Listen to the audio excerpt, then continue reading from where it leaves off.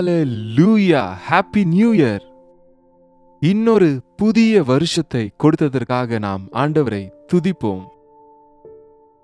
ஆண்டவரே, இந்த புதிய வருஷத்துல உமக்காக நான் வாழ்வேன், 100 மடங்கு உமக்காகவே உம்மை சந்தோஷப்படுத்தும்படி உம்முடைய வார்த்தையின்படி நான் நடந்து கொள்வேன் என்று ஒரு தீர்மானத்தை செய்வோம். வாட்ச் நைட் சர்வீஸ்ல நீங்க காத்திருந்தீங்களா? புதிய வருஷத்துல ஜெபத்தோட பிரவேசித்தீங்களா? வாங்க, பொழுது விடிஞ்சிருச்சு. நாம் ஆண்டவருடைய வசனத்தோட இன்றையிலிருந்து மரணம் வரைக்கும் உண்மையுள்ளவர்களாக இருக்கும்படிக்கு ஆண்டவருடைய கிருபையை வேண்டிக் கொள்வோம். பரிசுத்தரே, அன்பான தகப்பனே, உமக்கு நன்றி ஆண்டவர். எத்தனையோ பேர் இந்த 2025 வருடத்தை பார்க்க முடியாம போயிருக்கிறாங்கப்பா. எங்களையோ ஜீவனோட வைத்து உம்மை துதிக்கும்படிக்கு கொடுத்த இந்த வாய்ப்புக்காக நன்றியப்பா.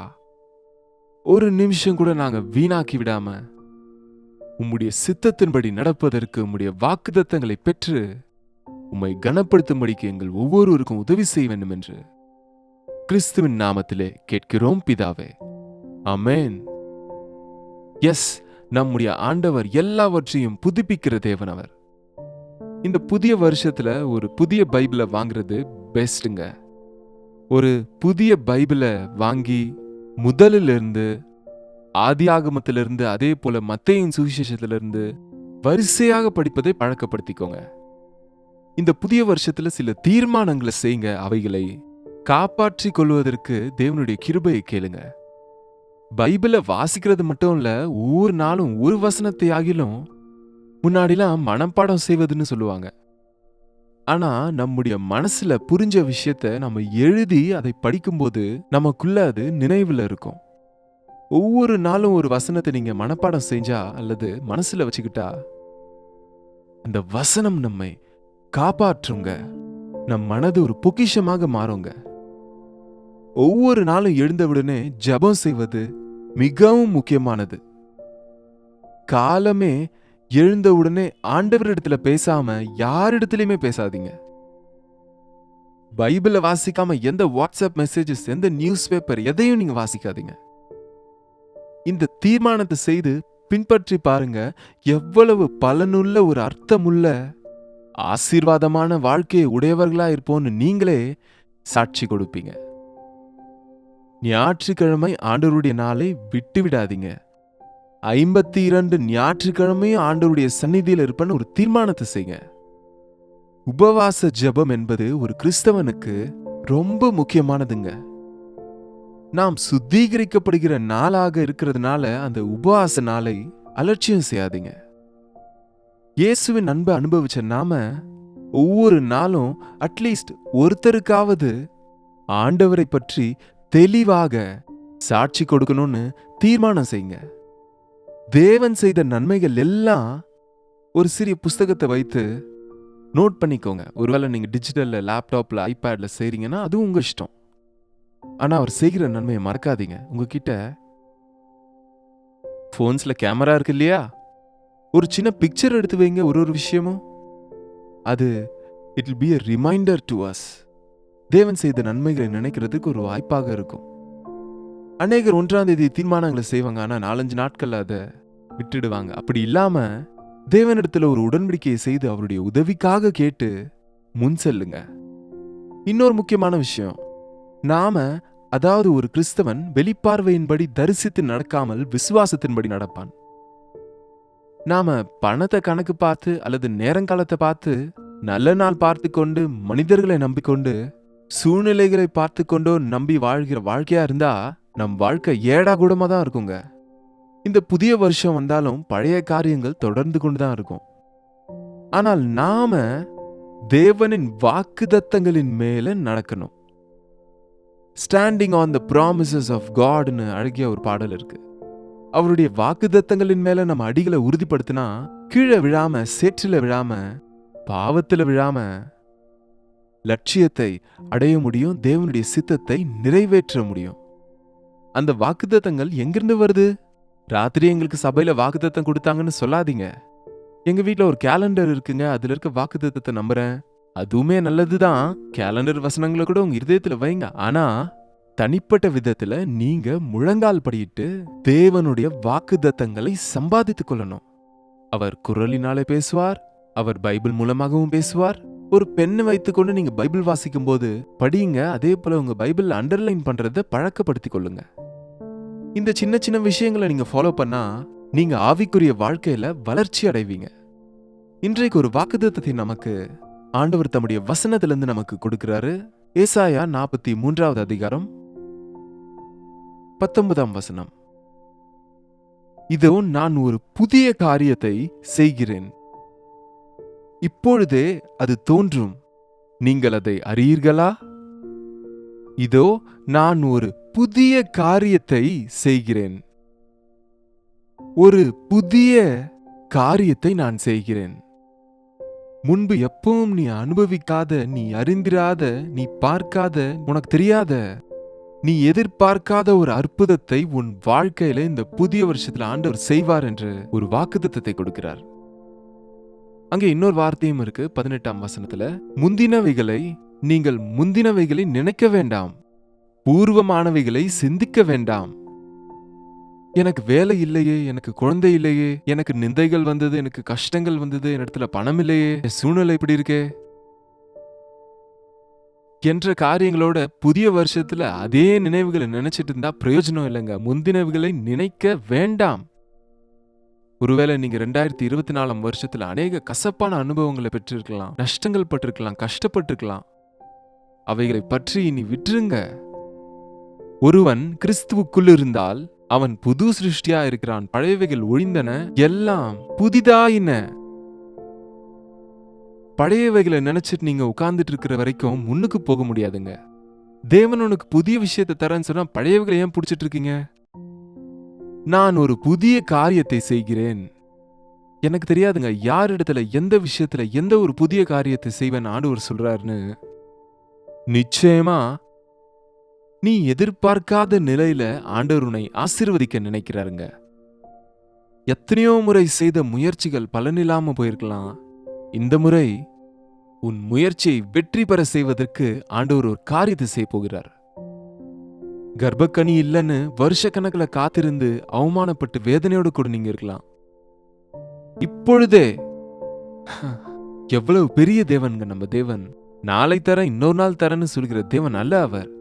எப்போவோ ஏதோ தருவோன்னு ஃபேக் வாக்குத்தத்தங்களை தருவாங்க பாத்தீங்களா உலகத்துல. மனுஷங்க அப்படிப்பட்டவர் இல்லைங்க ஆண்டவர்.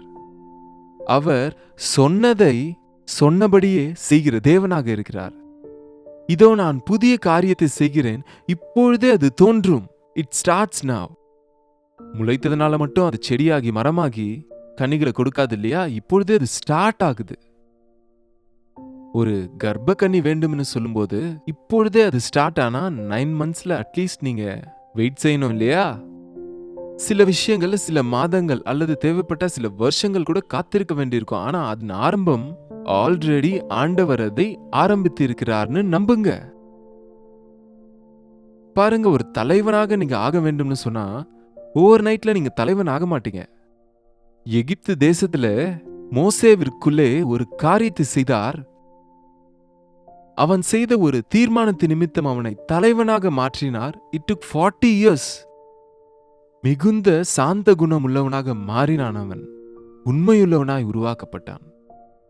எஸ், இப்பொழுதே நான் அதை ஆரம்பிக்கிறேன். ஆனா உன் வாழ்க்கையில பெரிய அதிசய காரியங்களை செய்கிற தேவனா இருக்கிறேன். நாட்கள் போய்கொண்டே இருக்கையில் நான் உனக்கு துணையாக இருப்பேன். நீ செழிக்கும்படிக்கு நான் செய்வேன். இப்பொழுதே நான் ஒரு புதிய காரியத்தை செய்கிறேன். நான் வனாந்திரத்திலே வழியை உண்டாக்குவேன். நீங்க எப்போது ஒரு வனாந்திரத்துக்கு போயிருக்கீங்களா? ஃபாரஸ்ட் போயிருக்கீங்களா? வழி எதுவும் இருக்காதுங்க. அநேக வருஷங்கள் நான் வனாந்திரத்துல இருக்கும் மலைவாழ் மக்களிடத்துல ஊழியம் செய்தேன். செடிகள் வளைந்து நெளிந்து இருக்கும், முட்களும் இருக்கும், நடைபாதை வழி கூட சரியா தெரியாது. கொடூரமான விலங்குகளோட நம்ம பயமுறுத்துகிறதா இருக்கும். வழி மாறிட்டோம்னா எங்க சுத்திட்டு இருக்கோமோ நம்மளுக்கே தெரியாத சூழ்நிலை இருக்கும் அங்க.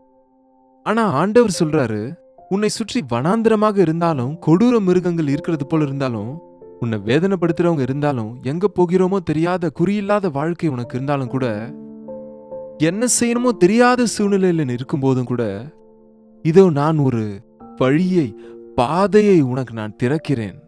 உனக்கு முன்பு ஒரு கதவை நான் திறக்கிறேன். உனக்கு ஒரு வழியை காண்பிக்கிறேன்.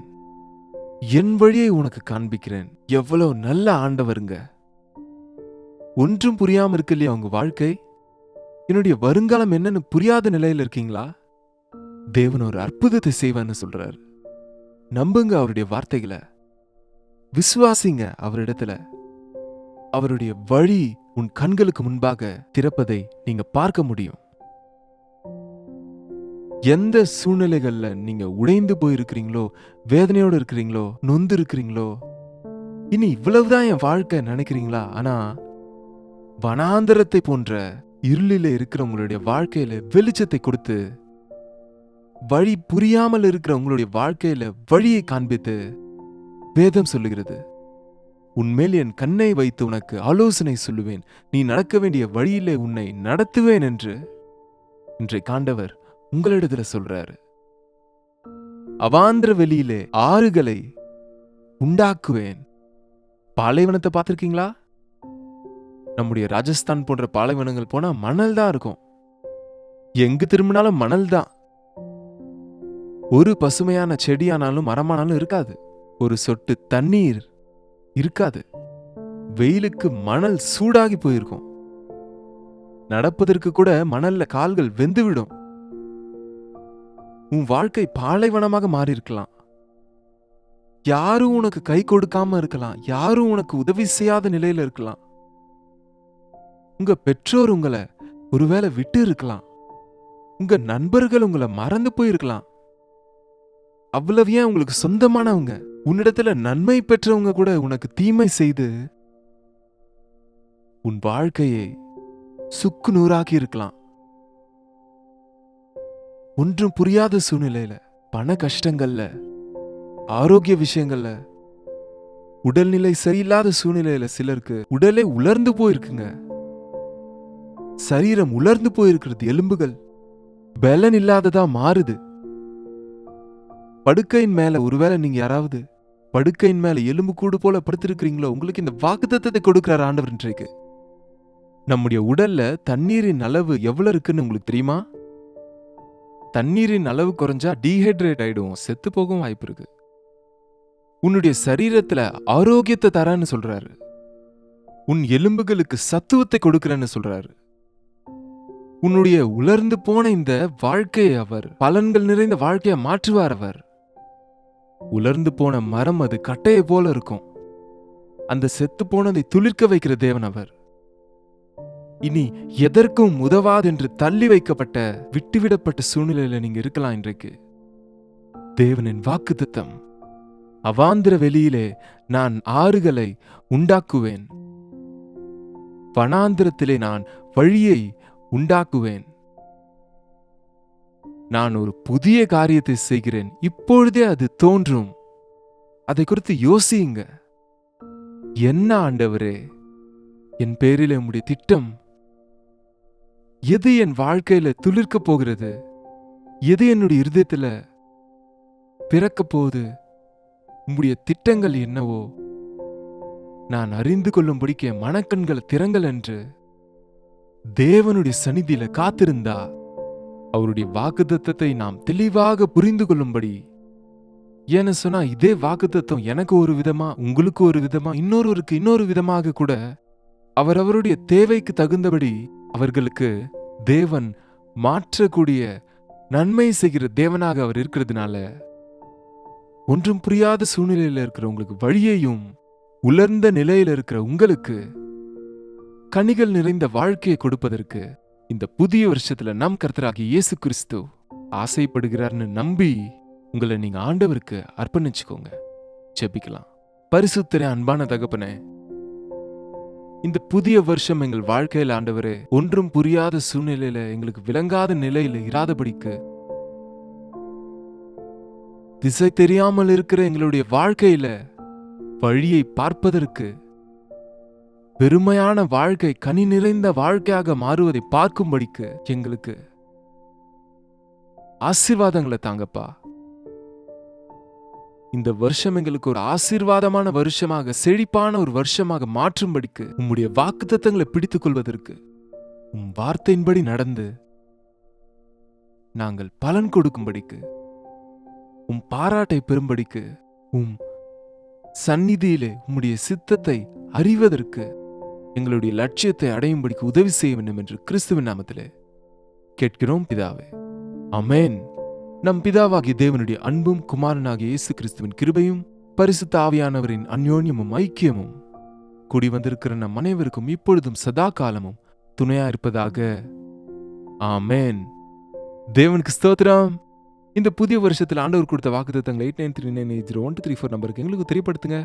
நாங்களும் தேவனை துதிப்போம். நீங்க எங்க இருந்து பார்த்து கொண்டு இருக்கிறீங்களோ அதை எங்களுடைய வாட்ஸ்அப் நம்பருக்கு நீங்க மறக்காம உங்களுடைய வாட்ஸ்அப் மெசேஜஸ் அனுப்பும்படிக்கு ஒரு டெக்ஸ்ட் அல்லது ஒரு வாய்ஸ் மெசேஜ் மூலம் அனுப்புங்க. உங்க எல்லாருக்கும் once again happy, blessed, prosperous and wonderful new year.